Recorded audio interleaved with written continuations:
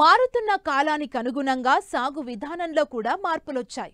రైతులకు కావలసిన విధంగా నార్లు పెంచి ఇచ్చేందుకు నర్సరీలొచ్చాయి. అయితే చాలా మంది రైతులు ఇంకా సాధారణ పద్ధతిలోనే కూరగాయల నార్ల పెంపకం చేపడుతున్నారు.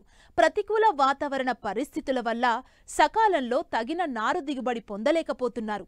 ప్రస్తుతం చాలా ప్రాంతాల్లో కూరగాయ నారుమల్లలో నారుకుళ్ళు తెగులు ఆశించి తీవ్రంగా నష్టపరుస్తోంది. దీని నివారణకు చేపట్టాల్సిన చర్యలు, శాస్త్రీయ పద్ధతిలో నారుమల్ల పెంపకం వల్ల కలిగే ప్రయోజనాల గురించి ఇప్పుడు తెలుసుకుందాం. పంటల దిగుబడి ఆరోగ్యవంతమైన నారుమడి పెంచడంపైనే ఆధారపడి ఉంటుంది. అధిక దిగుబడులు పొందడానికి నారుమడి దశలోనే రైతాంగం శ్రద్ధ వహించాలి. చాలా వరకు రైతులు హైబ్రిడ్ విత్తనాలనే ఎక్కువగా వాడుతున్నారు. వీటి ధర కూడా ఎక్కువగానే ఉంటుంది. కాబట్టి ప్రతి విత్తనాన్ని మొక్కగా మలిచేటట్లు చూసుకోవాలి. నారుమడిని పెంచే ముందు మనం సాగు చేసే విస్తీర్ణానికి అనుగుణంగా నారుమడిని తయారు చేసుకోవాల్సి ఉంటుంది. కానీ భద్రాద్రి కొత్తగూడెం జిల్లా సుజాతానగర్లోని రైతులు చాలా వరకు సంప్రదాయ పద్ధతిలోనే కూరగాయల నారు పెంచుతున్నారు. శాస్త్రీయ పద్ధతులలో ఎత్తుమడులపై నారు పెంచకపోవడం వల్ల అధిక వర్షాలకు నారుకుళ్ళు తెగులు ఆశించడంతో రైతులు తీవ్రంగా నష్టపోతున్నారు. ఇటు శ్రమ, అటు సమయం వృధా అవుతుంది. ఈ సమస్య నుంచి బయటపడాలంటే విత్తనం దగ్గర నుండి నారు విత్తే వరకు పలు యాజమాన్య పద్ధతులు చేపట్టాలని సూచిస్తున్నారు భద్రాద్రి కొత్తగూడెం జిల్లా కృషి విజ్ఞాన కేంద్రం ఉద్యాన శాస్త్రవేత్త డాక్టర్ బి శివ. ప్రస్తుతం రైతులు మిరప, టమాటా, వంగ, క్యాబేజీ, కాలీఫ్లవర్ ఇలాంటి నార్లను సాగు చేస్తున్నారండి.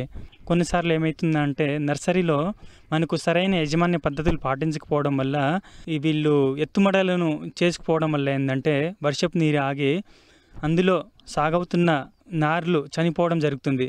ముఖ్యంగా ఇలాంటి సమయంలో మనకు నీరు ఆగినప్పుడు ముఖ్యంగా వేరుకుళ్ళు వచ్చే ఛాన్సెస్ ఉన్నాయండి.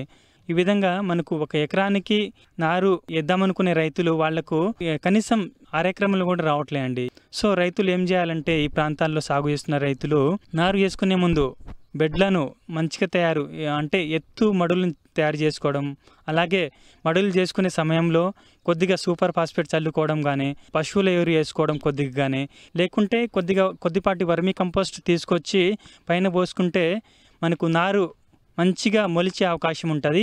అలాగే ఆరోగ్యంగా పెరిగే అవకాశం ఉంటుందండి.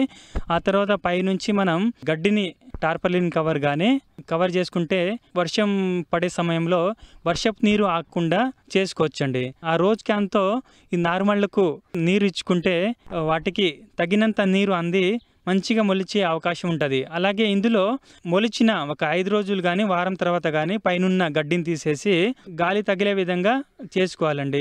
నారు వేసుకున్న తర్వాత 10-15 రోజులకు అలాగే 25 రోజుల సమయంలో మనకు నారుమళ్లకు మ్యాంకోజెబ్ కానీ, బ్లూ కాపర్ కానీ, రిడోమిల్ కానీ చల్లుకుంటే మనకు వేరుకుళ్లను నివారించుకునే ఛాన్సెస్ ఉంటాయి. అలాగే మనకు మల్టీకే కానీ 1919 కానీ పైనుంచి చల్లుకోవడం వల్ల నారు చాలా ఎత్తుగా పెరిగే అలాగే ఆరోగ్యంగా పెరిగే అవకాశం ఉంటుంది.